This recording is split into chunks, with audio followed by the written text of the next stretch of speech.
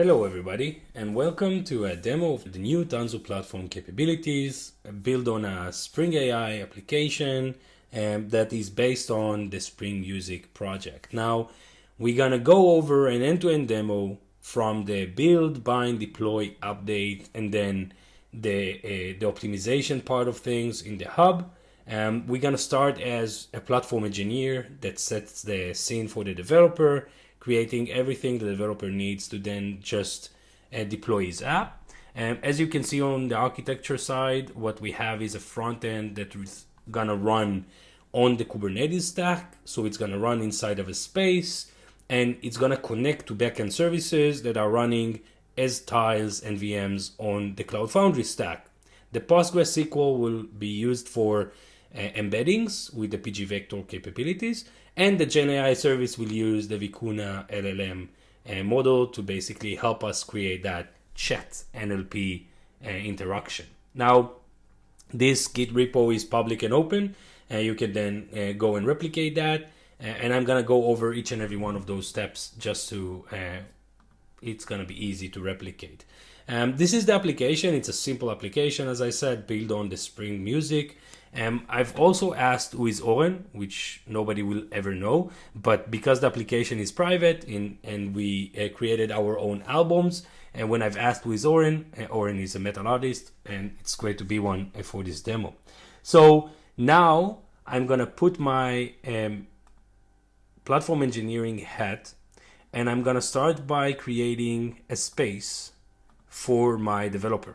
I've already connected my clusters or created my clusters inside my hub, inside a project, the Tanzu platform demo project, and I've connected them into the cluster group of run that basically has the configuration for spaces and everything else.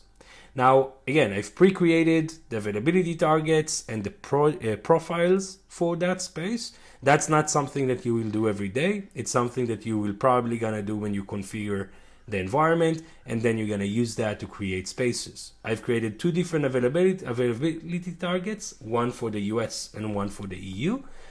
And I've created a couple of specific profiles with specific configuration for me. Out of the box, you will have the Spring Dev and the Spring Prod.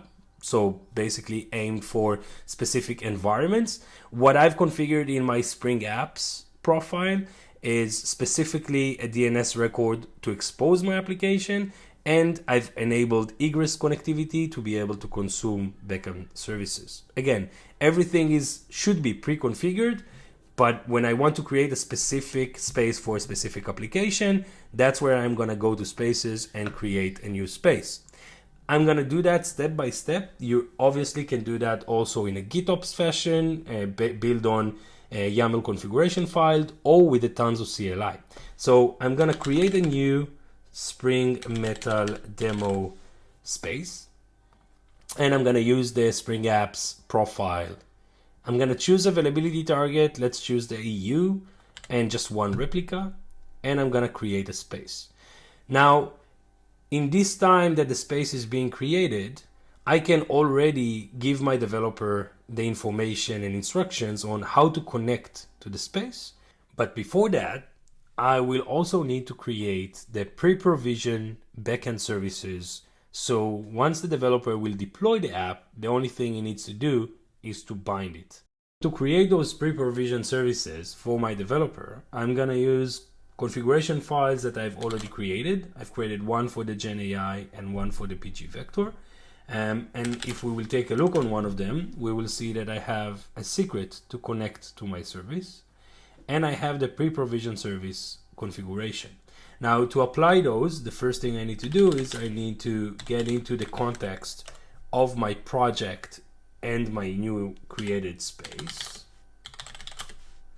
Spring Metal Demo. So now I'm in the context of my space.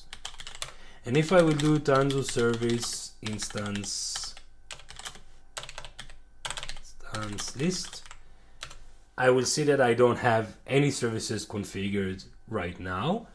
I can also create services from a marketplace. So if I will do type list, I will see that I can create services that are not external services, but are part of the Bitnami catalog, and I can consume them directly from the space. In our use case, I'm gonna create those pre-provisioned services. So I will do kubectl create -f, and I will create the files from the configuration that I've just did. If I will do Tanzu service instance list, now I will see that I have the pre-provisioned services configured in my space without any bound application. So now I can hand over to my developer and it will start the build and deploy process, eventually binding into those services for the application that we just saw at the beginning. So now I'm gonna switch hats and I'm gonna be the developer. Okay, so now I am the developer and I want to clone the repository of the code. And to do that, I'm just gonna clone from GitHub. I'm gonna choose the OpenSO Spring Metal code, and I'm gonna put it in my Git demo folder.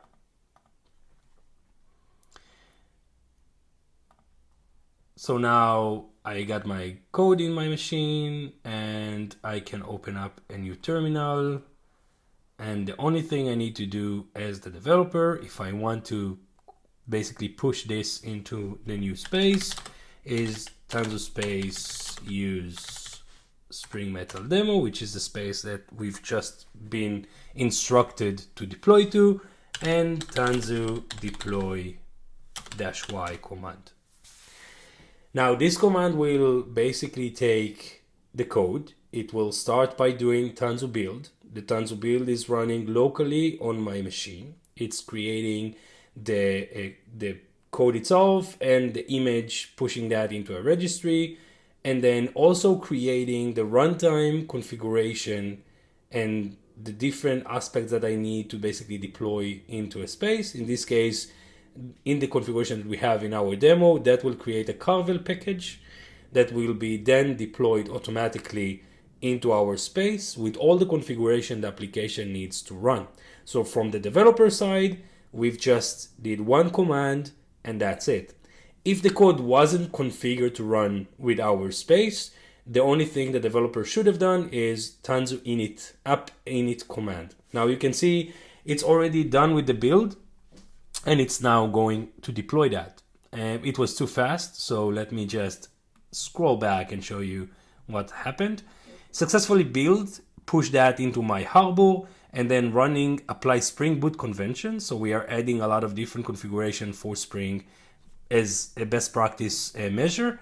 And we are configuring the Carvel package and the deployment. Then it was automatically went into the deploy phase, deploying into my space, the application with the application values and everything else. That's it.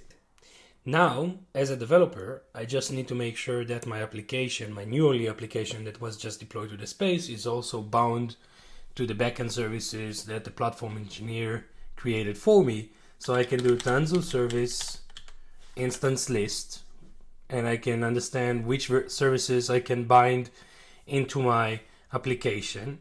And now I can run Tanzu service instance bind and to bind my pre-provision service of pgvector to my container app Spring Metal as DB.